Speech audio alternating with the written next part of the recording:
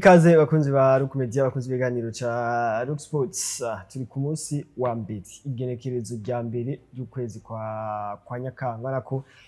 twamaze ko twinjira mu mezi atatu ya nyuma y'umwaka wa 2025 uvuga ko ivya bitatu bine by'umwaka wa 2025 byamaze kwa birangira uno munsi urasigaje icya kane cy'umwaka w'ibihumbi 2025 nako ni Mr. Yegera imbere ni umwaka utera ugera ku mushiro nibaza kumwe wese azarira bati mbega uyu mwaka ko watanguye neza no musingeze he ni umwanya mwiza w'ikiganiro ca Rock Sports umwanya mwiza w'ikiganiro ca Rock Sports kuri Rukumedia ni jewe ari rohisi ndongozi uko musanze muba mubizi ndi kumwe na mugenzi wanje ngurirwa Enedarde reka ndamuramutse reka ndakuramutse rohisi ndongozi ndamutse na mwebwe bakunzi b'ikiganiro cacu ca Rock Sports eka nimbonesha kuri yacu ya Rukumedia ni ikiganiro cha Rock Sports no ku munsi wa mbere naza ko ni ikiganiro ca mbere kije gutangura kuno kwezi kwa Nyakanga tuzaganira ku makuru y'inkino atandukanye ni hano mu Burundi ni Primus League ariko irabandanya kundwi igira gatatu urako ni imigwi imwe ibandanya yerekana ko turi ngaha muri Primus League urako ni ya migwi nyene nibaza ko tuza kubica hirya no hino tuza kuva mu gihugu cy'u Burundi twerekeze ku mugabane wa Buraya ni muri English Premier League urako haraye habaye shock ikomeye cyane hagati y'umugwi wa mbere n'umugwi wa kabiri mu mwaka uheze w'inkino uno munsi yari Anfield Park umugwi wa Liverpool wariko urakira umugwi wa Arsenal nibaza ko tuza kubica hirya no hino ni Manchester City no bibandanya byanka kwa kundi nyene nako yaje gusubira gutakaza urundi rukino nibaza ko tuza kubica hirya no hino uno munsi ni deadline muri Mercato nako na transfer amwe ariko aravuga ko ashobora gukunda mu migwi iyi niri nibaza ko ravinye cyo tuza kubica hirya no hino muri Liga Santander ni Real Madrid yaraye itsinze ku munsi wa gatandatu umugwi wa Osasuna Pamplona ibitsindo umugwi wa Mallorca Real Mallorca ibitsindo 2 kuri kimwe urako baje kubatsinda ibitsindo 2 kuri kimwe muri premier mi-temps urako deuxième mi-temps biza kwanka n'umugwi wa FC Barcelona waranganije igitsindo kimwe ku kindi nawo nyene urako nibaza ko bitaje kuba byoroha bitaje kuba biborohera reka atumira amateka tuduhize tugaruke hidonide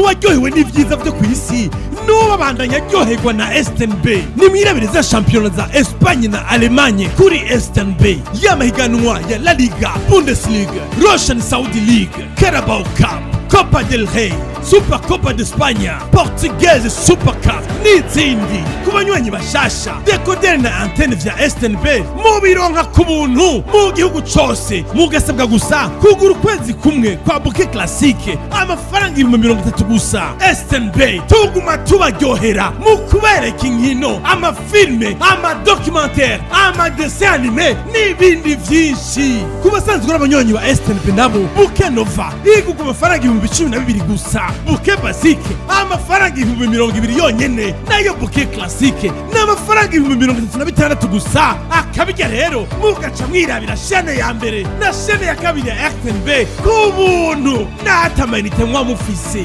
ico mubaza akura kuri 22 21 18 maze mwirabira amasheni 58 yose y'umutonore.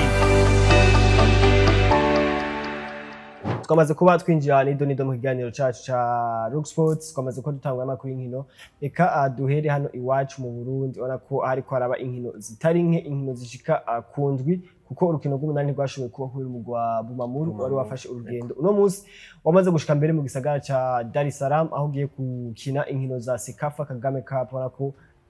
ni Bumamuru tashoboye gukina urukino rwabo rw'indwi igira gatatu ni inkino zitandukanye zariko ziraba ku bibuga bitandukanye ku munsi wa gatanu nibaza twohera n'umugwi wa Aigle Noir waje kwerekana ati twebwe turi champion en titre twebwe twaragize precision atawundi mugwi n'umwe wayigize twebwe turi uno tukoba guserukira igihugu muri CAF Champions League reka tubereke ko ni Aigle Noir iratandukanye niyo migwi yanyu yindi muri kuma bavuga ya Vitaro n'izindi nyinshi zitandukanye Aigle Noir yaje gutsinda ibitsindo 7 kuri kimwe umugwi wa Bonus Sport Dynamique iyo ni score iboneka nimboneka rimwe hano muri Primus League ariko nako umugwi Aigle Noir ibitsindo 7 kuri kimwe ku mugwi wa Bonus Sport Dynamique ubona ko mu bitsindo 7 kuri kimwe ibitsindo 7 Aigle Noir yashoboye gutsinda ubona ko bitanu byabonetse mu gice ca mbere c'urukino ubona yuko Aigle Noir ari Aigle Noir iguma yerekana yuko ari Aigle Noir muri aka kanya inyuma ya precision nziza ni gutangura ihiganwa twovuga bafise izindi mbaraga izindi nguvu na cyane yuko ngo dukunda kubivuga ariko yaritegurana na Champions League yo muri Afrika buca nawe nyene itangura nubwo yuko muri aka kanya ntawo ntawo hiringiza ariko aravuga yuko Aigle Noir muri aka kanya itari mu maforme meza urugiye kubiraba n'urukino rugira gatatu n'indwi igira gatatu yo muri Primus League n'urukino rugira gatatu rwa Aigle Noir kandi ubona yuko ari Aigle Noir idatsinda ibitsindo tuvuga yuko biri munsi y'ibitsindo bibiri ubona ko ari ibitsindo by'amabisi yose biza biri hejuru y'ibitsindo bibiri ubona ko ari Aigle Noir muri aka kanya ntawo ingitingishana ariko avuga ko ari wo mugwi muri aka kanya uza kwisonga muri Primus League ku munsi wa gatanu navuze ati umugwi wose uza guhura na Aigle Noir muri no minsi bakiriko barategura ino CAF Champions League no muguza kugira ibibazo kuko no munsi Aigle Noir ifise inguvu ziri extreme ku nguvu zo hana muri Primus League zisumba inguvu zo gukoresha muri Primus League uno munsi naza ko Aigle Noir inguvu zabo ni inguvu za Champions League CAF Champions League iyo nubwo umugwi hana muri Primus League uzoza guhura na Aigle Noir muri no period bakiri muri CAF Champions League naza ko no muguzi zo kugira ibibazo maybe niyo bamara kuheza phase ya Champions League avuga ati bo canke niyo bamara kuba eliminer muri Champions League peut-être bazodropinga form bavuga ati hariho imigwi ko badecourage ariko ajyanye ubwa mbere kugira umuntu yigenze neza abafisi ibintu biza bikorotse biva hejuru nk'amana ariko ni ibintu bisaba kwitegurira Aigle Noir ugiye kubiraba nihe migwi y'u Burundi ishobora ku investise igashiramo uburyo muri pre-season nk'iyo twabonye muri Aigle Noir umwaka nta mugwi n'umwe ndibaza ko utarabikora ugiye guhangana n'imigwi twavuga yuko uri muri Premier League hariya muri South Africa umugwi imigwi ishobora guheza muri ine ya mbere muri division ya mbere imigwi ishobora guhera muri 3 muri division ya kabiri tuvuga yuko ari pre-season ibiri extraordinaire ku mugwi ungaho iwacu mu Burundi ugacuraba uje guhangana n'imigwi ifise niveau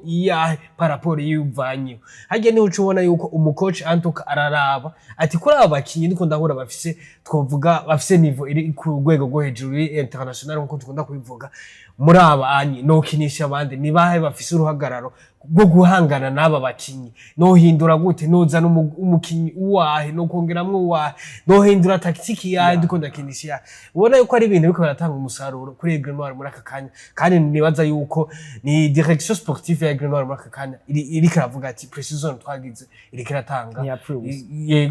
umusaruro muri aka fata ko birashobora kuza kuba icizere Aigle Noir ko muri CAF Champions League naho nyine turavino pre-season turavino debut de saison ya Primus League turashaka kugira icizere ko tubona ko ni na match abazo yakira hano ibujumba kuri Stade Noir turashaka kubona ko ni Aigle Noir ifise amahirwe yo kwerekana icishowe muri CAF Champions League kwerekana yuko ifise icishowe muri CAF Champions League novuga yuko ari ibintu Aigle Noir tugiye kuyibona ko cyane yuko novuga yuko avantage ya mbere bafise bazokwakirira inkino zimwe hani wacu Burundi novuga yuko bazoronka fanatisme iteye imbere cyane nk'iyo barabaronka iyo baramutse basohoka ikindi naco novuga ni uku kuntu biteguriye izihiganwa bagenda guhangana n'imigwi ikomakomeye nayo nyine iyo migwi ikomakomeye isanzwe ikina Champions League imwe novuga idakina Champions League irashoboka na CAF Confederation novuga yuko nayo nyine n'indi niveau byagiyeko ariko ikintu tugiye kubona naco nyine ni twovuga ni Aigle Noir tactiquement igiye guhangana n'iyo migwi gute kubera twavuga yuko tactique muri aka kanya mu Burundi nituri kuri niveau iri hejuru cyane gose ariko novuga yuko kuri pre-season Aigle Noir yavugira novuga yuko naho nyene umucoach yafise ibintu yagiye asomamwe muri iyo migwi ikomakomeye nayo nyene agiye gukoresha muri CAF Champions League novuga ko ari byo bigiye guhesha icubahiro bigiye guhesha n'amanota Aigle Noir muri aka kanya undi muguri uri kubona Aigle Noir mu guserukira Burundi ni muri CAF Confederation Cup n'umugwa Flambeau du Centre barako naho nyene muri no debut de saison arako ni equipe tuziri nibaza ko ni imwe mu nitwovuga na Aigle Noir nitwozana vita ni equipe iri très consistant muri Primus League mu myaka 5 iheze nibaza ko niyo equipe iri très consistant kurusha izindi equipe zose no mu Burundi ugiye kuraba novuga yuko Flambeau du Centre kuva hagiyemwe uburyo bushasha ni Flambeau du Centre tugomba tubona yuko ni Flambeau du Centre ku mwaka igarukana zangu nyene ni Flambeau du Centre nuko tuvuga ni ndwigira gatatu niyo nyene iri kumwe na Aigle Noir amaze gukina matches 3 atakosa na ritoye zirimo ari 3 match 3 victoire kuri Flambeau du Centre novuga na Aigle Noir ni nayo ma equipe nyene tuvuga ngo agiye guserukira u Burundi mu nkino zizogenda zibera muri Afrika novuga yuko ni kintu ciza uri kurabona bitanga icizere uri kurabona nk'aya ma equipe agiye kuduserukira abone karatangura presi nduvuga ari karatangura saison nkuko ubunye byerekana yuko afise ingufu afise ishaka afise vision yahishika igomba gushika kandi novuga yuko ni kintu kiba coroshe uri kurabona ni na Flambeau du Centre bujyanye bitoroshe guhitsimira ku kibuga Stade Ngoma kandi nayo byo nyene ni ibintu igenda igaragaza kumanya yuko kuri Stade Ngoma kuza ukura amanota 3 uje gukina na Flambeau du Centre ari ari ikintu kiba kigoye cyane gose. Reka duce kuri Vision FC na message ngo nana ko ni Vision FC twaje kwa twivuga ko urukino rwa gatatu batsinze inkino zibiri baratsinzwe rwa Vitaro baratsinzwe na Aigle Noir no musi baje gutsinda umugwi wa message ngozi nibaza ko bakine mu Cibitoke Vision isanzwe yakina basanzwe bakiniye kuri stade Urukundo bakiniye kuri stade Urunani mu Cibitoke kuko Vision isanzwe yakira mu Cibitoke ariko ni Vision yaje gutsinda message ngozi bitatu kuri kimwe twari twavuze ku munsi wa gatanu tuvuga ati ni message ngozi ishobora kuba iri muri Renaissance ubona Vision nayo ko yaje kerekana ati twebwe turi bashasha mu higanwa mugabo nzangu vushasha mwabona dutangwanye saison mwabonye turi mu ma preparatif ya mediatisation mu gwacu ntivyapfuye ubusa ntibariko bara mediatiza equipe no vuga ngo itabimerita ariko urabona ko ni Vision FC yasi imaze gutsinda urukino rumwe ariko twaje kuvuga yatsinzwe na Aigle Noir uno musi Vision FC turashobora kuyiharura bashobora guhindura avuga ati Vision FC turayiharura muri izi equipe zitatu za mbere zizoheza ari zitatu za mbere canke zine za mbere muri Primus League ugiye kubiraba ku rukino Vision FC yagiye gukora tuvuga ko rukino rwari rukomeye cyane gose kandi ikindi naco ugiye kubona nuko Vision amakuru yagiye ikora baraka kanya ariko aratanga umusaruro mwiza ndavuga nk'umukinyi ariko kuva muri mu gihugu cy'u Rwanda aza gukinira Vision yashoboye kwinjizamo ibitsindo bibiri igitsindo ciza na penalty yashoboye kwinjizamo tuvuga yuko ari Vision FC muri aka kanya uri kurabona na coach wabo Paris novuga yuko ariko arerekana indi shusho Vision injizananye eske bwa buryo Vision yariko irashiramwo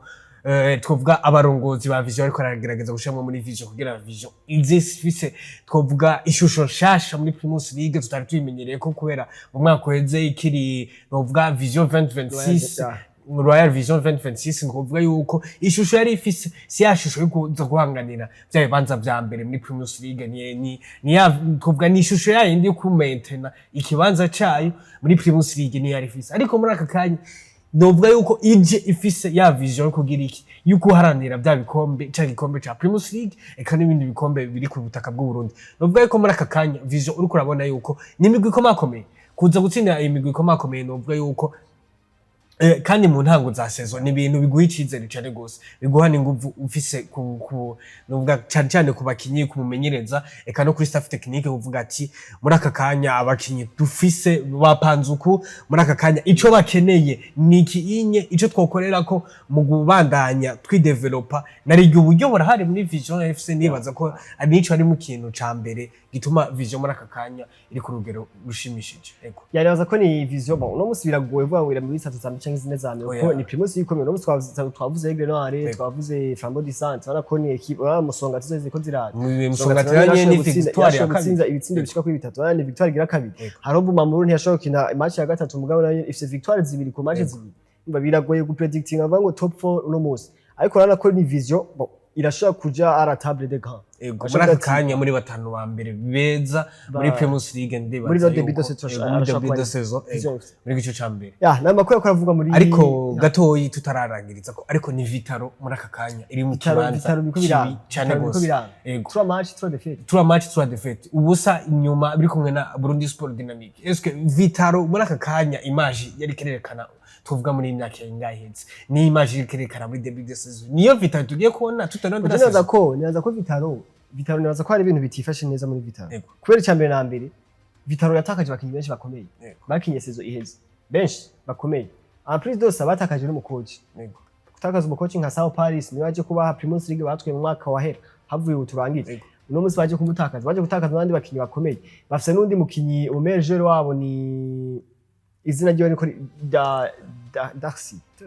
izina ryo riranjanye ariko ni umerger amazigi hagwaye uno musi atari ko arakina nibaza ko ni Vitaro ingorane zihari muri Vitaro abakinyi benshi ni bashasha ni debut de saison ni umukoci mushasha bafite n'umukoci mwiza uno Gustave niyo nkuru kuva mu gwa wa Bumamuru mugabo nibaza ko Vitaro ino debut de saison ntikwiragenda neza ariko ni Vitaro uko turavuga ni Vitaro twagikona muri pre-season ari Vitaro yari ihagazeko yari kirakinisha tuvuga n'umukinyi kizigenza yigeze kuba yamamaye hano iwacu mu Burundi n'ubaka cyamamaye Saidon Bazonkiza atafise umugwi benshi bayibaza yuko na Saidon Bazonkiza tugiye kumubona muri Vitaro muri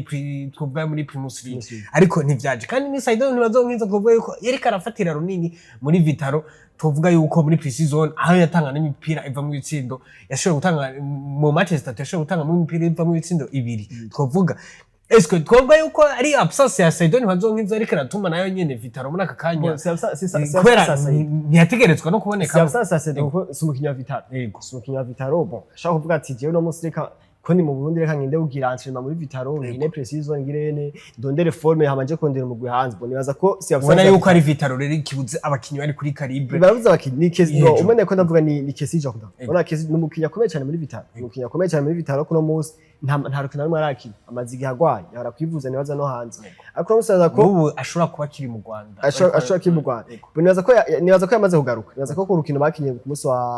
wa kanga yari ariko nibaza ko bo absence yiwe irashobora kwigaragaza baratakaje twavye n'abandi bakinyi bakomeye batakaje abakinyi benshi no munsi ni Vitaro ifise effective charge basumenyereza mushasha peut-être yashobora kuba biva kuri bavuga ati ni match za mbere zirabagoye baragize mugabo uno munsi bagiye kuja muri pause turinde turabe après bagarutse inyuma ya international break turashoboka ati ni Vitaro yarakosoye byaragenze ukunukunuka ariko ubwo yokosora kose turavye no debut dose bariko baragira eske si Vitaro twoharwa umwaka weze yabaye gatandatu ni batari yindi sivyibuka neza uno munsi yabaye muri zine za mbere umwaka weze ntiyabaye muri zitanu nimba nibaza ko yabaye gatandatu uno munsi ntibikunda ko tubona dushobora kubibona mu by'ibanga turavye ingene itanguye bon nivyo bintu birahinduka kandi birashobora guhinduka muga turavye ingene itanguye biragoye cyane gose ko dushobora kubona Vitaro muri zitanu za mbere ariko ni ndovuga ko ari pause internationale twovuga yuko igiye guha umwanya aba bakoci cyane b'ibigwi cyane gose kubera match zitatu benshi barabonye ati ibigenda neza ni ibigenda nabi nibaza ko iyi pause internationale ayo kwirimbura cyane ku migwi ku bakoci ku bakinyi kugira barabe kungene babandanya bateza imbere imigwi yabo ya inyuma y'izo habaye inkino ni Burundi Sport Dynamic yasizwe na Aigle Noir ibitsindo 7-1 kuri stade urunani mu Cibitoke ariko ni Interstars nayo nyene yatsinzwe 3-1 nayo nyene biko biragenda neza n'umugwa Musongati muzinga itagize debut nziza cyane muzinga no musifise yatsinze umugwi wa Garage Express igitsindo kimwe ku busa ariko ni muzinga ihagaze neza muri no minsi ni Ngozi City nayo nyene biko biroroha yatsinzwe na Rukinzo ibitsindo 3 ku busa Vision ibitsindo 3 ni n'urukino rwa mbere Rukinzo yashoboye gutsinda kandi itsinze bo itsinze na neza kandi ni Rukinzo kandi benshi bariko baravuga ngene yiyubatse kandi itsinze sohotse yatsindiye hanze mu gisagara ca Ngozi ariko ni ibintu bitaba byoroshe cyane Vision FC ibitsindo 3 Message Ngozi igitsindo kimwe Vitaro kimwe Olympique Stars ibitsindo 2 Flambeau du Centre ibitsindo 2 Kayanza United ubusa namakuru karavuga muri Primus League twerekeze neza na neza ni mu gihugu cy'Ubwongereza muri English Premier League ariko araba inkino zitandukanye ku munsi wa gatandatu ku munsi w'Imana aho sariko araba inkino zitandukanye nibaza ko duhagare ku nkino zibiri uno munsi kuri Manchester City yari atembeye Amex Stadium bagiye gutembera mu gwa Brighton and Hove Albion onako ni Brighton yaje kuba ibatsinda ibitsindo 2-1 onako ni Man City igihe ofeta image nyene muri sazi hezo onako nta gicasha kirahinduka yarahumye amaso abantu gato yo kuri match ya mbere bakina na Wolverhampton batsinda ibitsindo 4 ku busa bon baravuga ati Man City yashoboye kubihindura amahoro y'amashasha no musineza ko nta kintu kirahinduka kugereranyije na saison iheze nubwo ama conference of press yo mu Pep Guardiola avuga ati hari byinshi tutarakosora gitanga icizere kwa konzo Man City ariko nibaza ko bigoye kwizera n'umugwa Manchester City mu mwaka giye kuraba debut de saison ya Man City abantu benshi baravuga ati Man City giye kuraba nkuko bari kuravuga ati bitsindo 4 abakinyi bashasha biyemplitse mu cyane gose babonetse batijani ba Ryan Cherki abakinyi twovuga batariko baragaragara mu mwaka uheze nka Bob nka ba Lewis twovuga yuko bagiye kwitanga mu match ya mbere batanga umusaruro mwiza ariko izi match zibiri zigiye zikurikirana nazo ni match twagiye tubona image ya Man City image réelle twovuga yuko ni image réelle ya Man City Man City gifise tugwara twishi twukosoga hano vuga yuko umukinyi Rodri yarashobora kuvyivugira ku munsi weje ati burya naho tubona yuko ni Man City ifise isura shasha hari tugwara tugifise tutarashobora kosora n'abakinyi bashasha benshi bakirimo batarashobora kwiadapta ku rugero rwa Man City ari byo biko berekana yuko Man City tariko iratanga umusaruro ariko ikibazo gihari ni muri aka kanya turi muri debut ya championnat ya Premier League ariko dubuca twinjira mu kanya muri Champions League twinjira no mu yandi mahigano agiye ko makomeye tugiye gutangura kuza umugura kiri nkino 3 par semaine ku migwi twovuga igiye ko makomeye indi mito tuvuga yuko twita ko ari mito ni 2 par semaine atuvuga ati none Man City muri aka kanya kuri consistency kiragera mu rukino rumwe kundwi nihagera inkino 3 kundwi Man City izobigeze he naho rero turavuga yuko muri aka kanya ni Man City novuga iko iracabuze twovuga consistency kumenyerana novuga n'ikindi na adaptation y'abakinyi bamwe kuri system ya Premier League kubera urabona yuko ari system ya Premier League naho twabonye imenga match ya mbere yari yoroshe ku bakinyi bamwe ariko uko bigenda bigera niko ubona yuko Premier League burya atari iganwa ryoroshe nkuko bigenda vyibonekeza yani mugwa Man City baje kuba utsinda ibitsindo biri kuri kimbo baje kuba batangura batsinda igitsindo kimwe muri premier mita cha England ona ko deuxième mita yaheze Santir kadire kuri Manchester City nta tiri kadire mwe bageza gana ko ni Brighton yari kwidomina cyane mwe biboneka ara ko yaje kubusha n'ibisindo bitari biki yaje kubusha n'ibisindo bitari bike James Trafford yakoze akazi katoroshe yakuye imipita ari mike n'ubwo wamutsinze ibisindo bibiri byose ariko naza ko Manchester City uno munsi bira twavuze ngo Rodri yaragiye yaragarutse bo yaje ko avuga warubize ejo yagize conference de presse après match avuga ibintu byinshi avuze ati jewe sindi Messi ngo ngarutse no munsi je mpindura ibintu directive ni ibintu bifata processes ndende na Messi biramuyobera bona Messi biramumva ni avuga ati amakosa no musaka intu ko turakora na amakosa y'abana na amakosa y'abana sama amakosa y'abakinnyi ba professional bakina muri English Premier League ona ko hari ibintu byinshi bikibuze muri Man City ariko ugiye kumviza Pep Guardiola avuga ati dusaba abakinnyi bashasha systeme ni shasha barashaka ko bari adapta eski muri Premier League uzorinde ko adapta gushajya no ibintu bidahari no mwanya udahari no musari ibintu birafata rongera d'avance turaza gushika kuri Liverpool no musinibaza ko Man City uravye twe uva ko consistent ubona ikintu kibuze muri Man City muri Man City novuga ikintu ca mbere kibuze novuga ko arabuze charnière défensive arabuze charnière défensive ikindi naco arabuze umukinyi umwe wo hagati sino imbere vraiment ndabona Erling Haaland c'est vrai agumanye na Rodri kuri kwa ruhande rwa Rodri na Batijani ndabona ko bose barabona Erling Haaland ariko ndavuga ikintu ca mbere harabuze umukinyi umwe wo hagati haranabuze n'abakinyi babiri muri defense wa Man City kubera urabona yuko nka Manuel Akanji umukinyi twari tumenyereye cyane gose yaramaze nk'imyaka 3 afatira runini twavuga umugwi wa Man City muri aka kanya ariko arerekezwa mu muryango tuvuga yuko nibindi bihangange byo ku ruhande rw'inyuma rwa Man City byinshi ubona yuko muri aka kanya biri ku rwego rwo hasi nubwo ikindi naco ni hagati Man City twari tumenye ko Man City ari equipe ya Memphis abakinyi bashika batandatu indwi munani babo hagati bari ku rwego rwo hejuru ushobora gukura mbere no hagati ugashaka kumwitiza kuri mbere cyangwa kumwitiza kuri nyuma ariko muri aka kanya ubona ko Man City ku ruhande rwo hagati ari Man City ikiri ku rwego rwo hasi idashobora kuja guhangana n'izo equipe nka Liverpool cyangwa nka Arsenal ubona yuko Man City muri aka kanya idakoze nk'amarokritement twovuga vuba bizoyigora cyane izo recruitment ziza guhera no munsi ubona ko n'umwanya wa recruitment wobo batari ko barawushiramo abakinyi bo hagati abwo ariko arondera cyane mu karti nka Donnarumma bo ndaza ko ahantu muri defense ndaza ko buharwaye ariko ndaza ko kubganje ko je ndabibona ndaza ko si defense centrale ko defense centrale bo si cyane si defense ndaza ko umukinyi wa mbere akenewe muri defense ya Man City ni mu lateral umukinya kinya kuri nimero 2 no musina mukinya kinya kuri nimero 2 umugwa Man City uriko akoresha bariko akoresha ariko Lewis Paul ko Lewis umukinyi do calibre ashaka cyane na Thierry no mu mediateur no musaka ko barifatisha Matheus Nunes na Thierry no mu mediateur nta mu lateral droit afise kurande go hagati Man City irabuze no vuga ngo umukinyi afise calibre ya Kevin De Bruyne nta mu createur Kevin De Bruyne kuko De Bruyne amaze kuva muri equipe absence tegezo kwibonekeza ni umukinyi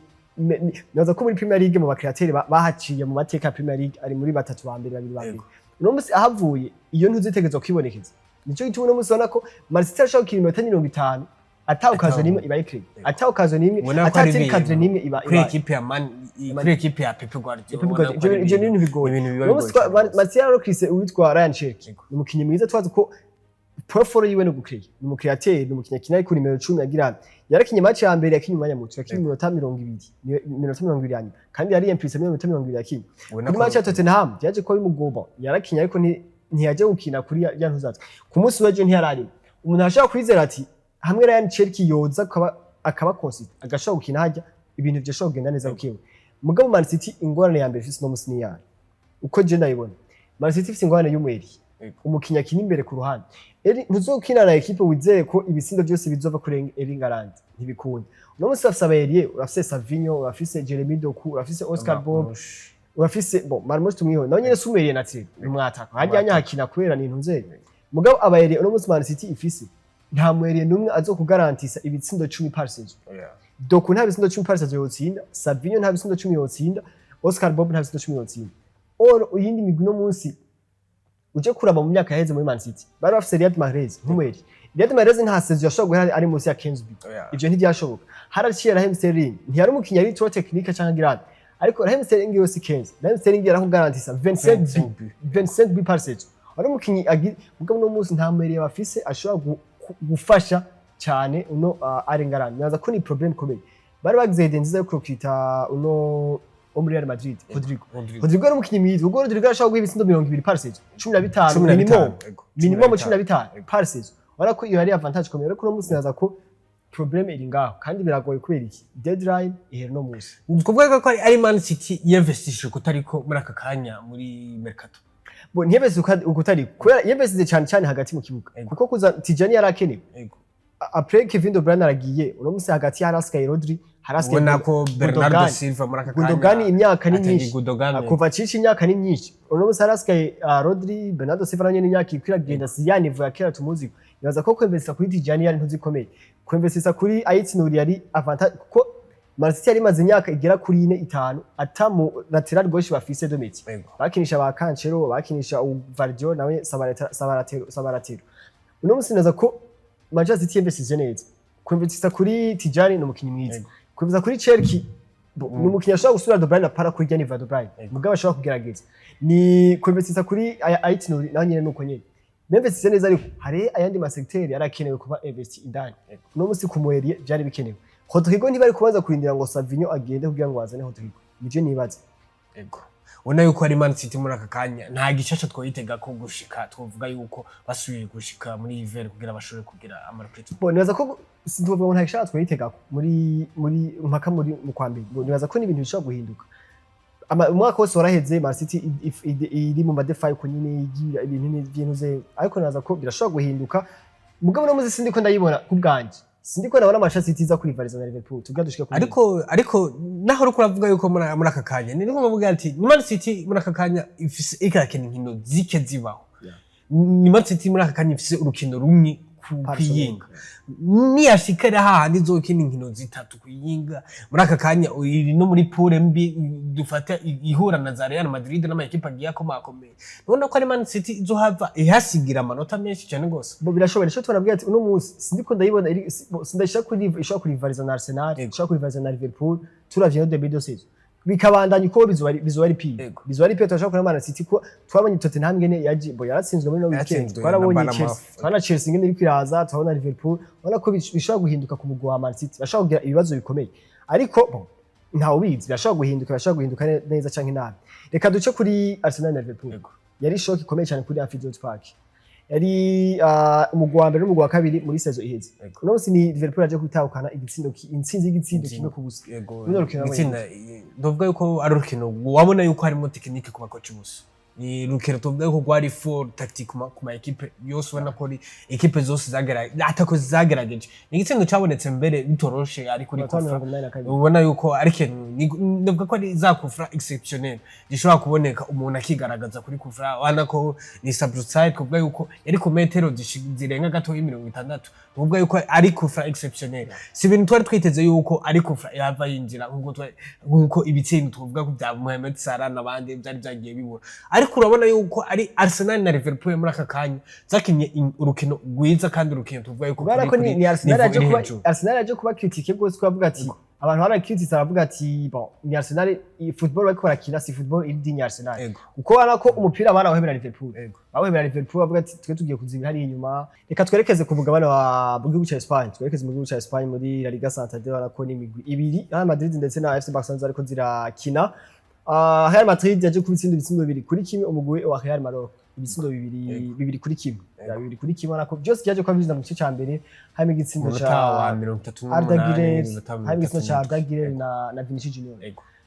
kuri kimwe cy'umugwa Real Maroc cinjwe n'umukinyi muri ki nubwo yuko ni Real Madrid giye kuraba yakinye match nziza gose c'est vrai yatanguye tuvuga nko mu minota 15 ya mbere Real Madrid itari kirerekana inguvu za Real Madrid ariko nubwo yuko ni muri indi partie restante tuvuga yuko ari Real Madrid yaciza kuba dominant ari kumwe n'abakinyi nubwo nka Vinicius yashoboye kugaragaza dans urukino nubwo kandi ari n'umupeti mutoyi tuvuye ko ari saison igira kabiri kuri Arda Güler ni saison igira kabiri ariko ni saison ubona yuko iyi saison ni saison Arda Güler afise ko ibyizigiro byinshi by'umukoca Xabi Alonso kandi urabona yuko ari Arda Güler muri aka kanya ari twavuga yuko muri 11 ba mbere batangura muri aka kanya navuga yuko ari umutitire indispensable muri aka kanya wa Xabi Alonso ikintu tutariko turavuga ati kuri kombure kuri Carlo Ancelotti ni Arda Güler atari ko umwanya nk'uwunye ariko ni ni Xabi Alonso muri aka kanya nuko arashiramo espoir nyinshi ku bakiri bato navuga yuko ari ikintu tugiye kubona muri Real Madrid amaraso mashasha kandi amaraso aza afasha umugwi wa Real Madrid yani Real Madrid yaje kubitsinda ibitsindo bitatu byose baravyanka bibiri byansu na Vari indi ya Roge isanzwe iboneka bibiri vya Kylian Mbappe ndetse n'ikindi ca Arda Güler urabona ko eske Real Madrid yarashoboye gukonfirma kuri urukino rwa gatatu twaje tuvuga ko ku nkino zibiri nta bintu byinshi byatari baje ko berekana kuri urukino rwa gatatu byagenda ugiye kuraba gutsinda equipe nka Mallorca ni equipe isanzwe ikina umukino ukuzibira ushobora kwitsinda ibitsindo nka bijya c'est vrai harabonetse ngo amarushi menshi ugiye kubiraba ariko kwitsinda ibitsindo bibiri equipe nka Mallorca ubona yuko ari ibintu bitaba byoroshe cyane gose na cyane yuko equipe ya Mallorca izwi cyane muri system yo kuzibira nubwo yuko yarashoboye kukonverka kuri niveau imwe ariko hari ahandi hantu tukirindire Real Madrid kuri ama equipe tuvuga yuko agiye ari kuri standard ikomakomeye est-ce que Real Madrid izokwitwara gute muri aka kanya uko urabona yuko Real Madrid imbere y'ama equipe mato Real Madrid c'est vrai iragorana birayigora mu gutangura tactiquement ariko ni Real Madrid ishikitse mu minota 20-30 ubona yuko Real Madrid uko match itera igenda yegera imbere ari Real Madrid iza ifise izindi nguvu zikomakomeye nuko novuga yuko Real Madrid ariko iracyasigaje match yo kwirabira ko match akomakomeye nko guhura nk'ama equipe tuvuga nka za Sevilla muri aka kanya twavuga yuko imeze neza Atletico Bilbao muri aka kanya tuvuga yuko nayo nyine ihagaze neza na FC Barcelona cyangwa Atletico Madrid izo nizo equipe turabira ko Real Madrid niveau yayo ni FC Barcelona yene ku munsi uweje aje kwinganya igisindo kimwe ku kindi n'umugwa Rayo Vallecano igisindo kimwe ku kindi eski FC Barcelona yoyo turabi urukino rwa mbere baje ko batsinda ibitsindo bibiri ku busa urukino rwa kabiri baje ko batsinda ibitsindo 3-2 urukino rwa gatatu baje ko banganya igisindo kimwe ku kindi kandi aho se ko kena ya migwi nyene bon atari ya migwi isanzwe ko makomeye dusanzwe tuzi ni ya za Levante za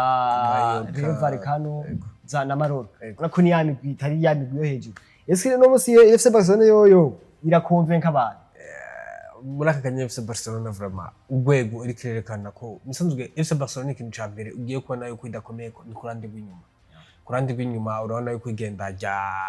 Inigo Martinez arigenda ry'umuntu yarafatiye runini FC Barcelona kurandi rw'inyuma cyane gose arivyo bigenda birerekana ariko novuga ko kuri performance yejo ikintu umuntu ashobora ca mbere ashobora ku appreciate ni igugwa rya Joan Garcia ku munsi w'ejo byarerekanye yuko ari umugardie mwiza FC Barcelona yashaka gusekiriza ku minota 10 no munsi ukuraba FC Barcelona iriko ibasove n'umugardie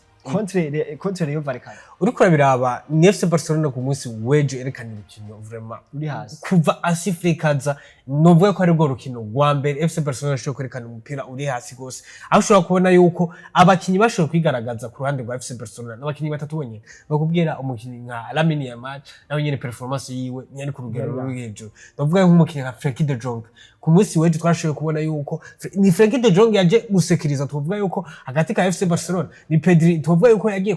kunanirwa ni match yejo ni undi mukinyi tuvuga yuko ari we yabaye na mu match ni Joan Garcia yejo atabona ni FC Barcelona ari gushaka kugira ibitsindi bishika kuri bitanu yego ariko ni FC Barcelona ngiye twayobo yatanguye tubivuga ku munsi tubibuke ku rukino rwa kabiri baje ko basinda 3-2 naho nyene batanguye gutsindwa ibisindo bibiri ariko ikintu ca mbere no garuka ko ni muri aka kanya turavuga ibintu bya international break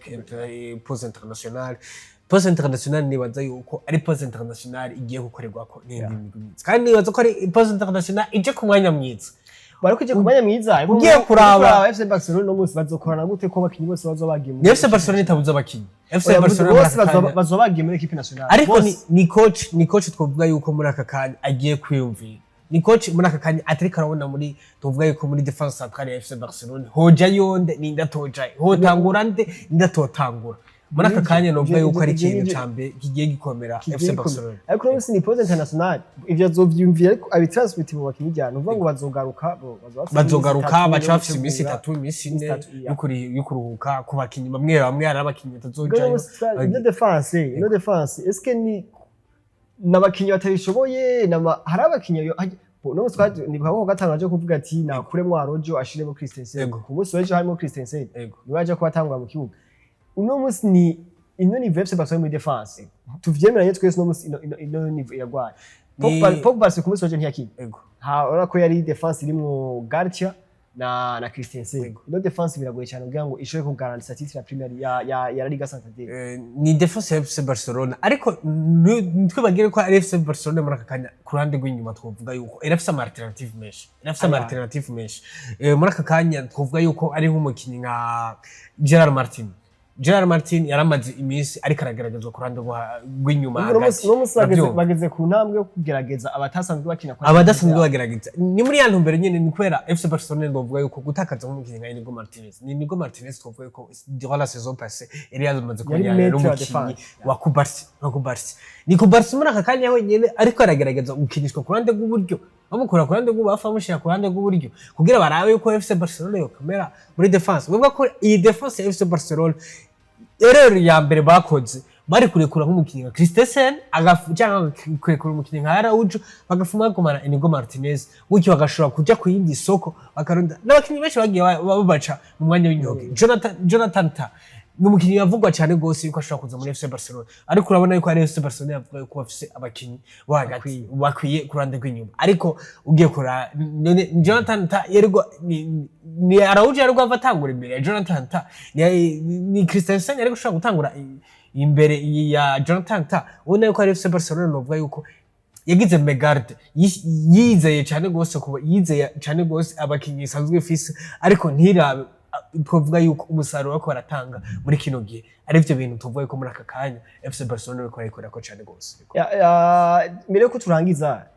twavuze muri defense ariko uno musi muri attack ino attack ya FC Barcelona ino attack yabo absence ya Robert Lewandowski muri 11 de départ tuvuga yuko absence ya Lewandowski kuva ku mwaka uheze tuvuga ko ari Lewandowski musanzwe kwanza ni imyaka 2 ni kuri ratio y'ibitsindo vyiwe yaragabanutse cyane gose ahubwo ikintu cyari gihari ni kongene bashobora kwiorganiza sans Lewandowski muri aka kanya tuvuga yuko na alternative mesh ngo navuga ni FC Barcelona ifite alternative mesh ishobora kukinisha Rafinha ishobora kukinisha Lamine Yamal Haji Rashford twovuga yuko ni Ferran Torres ari hajya ni Fermin ni twovuga ni Dani Olmo ni FC Barcelona ifite alternative mesh ahubwo no kuraba eske sans Lewandowski ni FC Barcelona ndashobora gukena nkuko shoke mugabe ico tuzi coco ni FC Barcelona muri aka kanya irabuze numero 9 aje afise amaraso mashasha kandi ashobora kugumiza kuri ya niveau y'ibitsindo kwera na FC Barcelona ishobora kuba idafise numero 9 ashobora kuyinjiza nimero y'ibitsindo 55 kuri seso ubona yuko ikintu ca mbere nzorindira mesi yose ibitsindo bije kubivuye kuri Lamine Yamal bije bivuye kuri Rafinha ubona yuko muri aka kanya iyi sezo igitangura c'est vrai irashobora gutangura match yiwe ya mbere ku rugero ruri hejuru ariko ubona yuko izi match zibiri Rafinha Ken ariko arakina ari munsi ya 50% ya niveau twari tumwitezeko nikindi naco ni Rashford yerekanye imagine twumva yiwe ya mbere ko ashobora gutanga umusaruro ariko ni Rashford muri aka kanya kari karonka umwanya ukwizerwa kugira ashobora gukina ashobora kumbura kubonamo umusaruro ikindi naco ni arapari ya Ferran Torres ni Ferran Torres twizeye ko byinshi ariko urabona yuko muri aka kanya muri durant début de la saison ni Ferran Torres yarashoboye kwinjiza c'est vrai bitsindo ku match ya mbere ni ya kabiri ariko ubona ko kuri match yejo yaramunaniye yareka igana cyacu kigarukiriza hano ndabashimye mwe mwese murakumura dukurikirana reka nshimire na mugenzi wanje Gurirwa Eleda ndagushimiye Lokis shimira na mwebwe bariko baradukurikirana mugire aho muba mubaho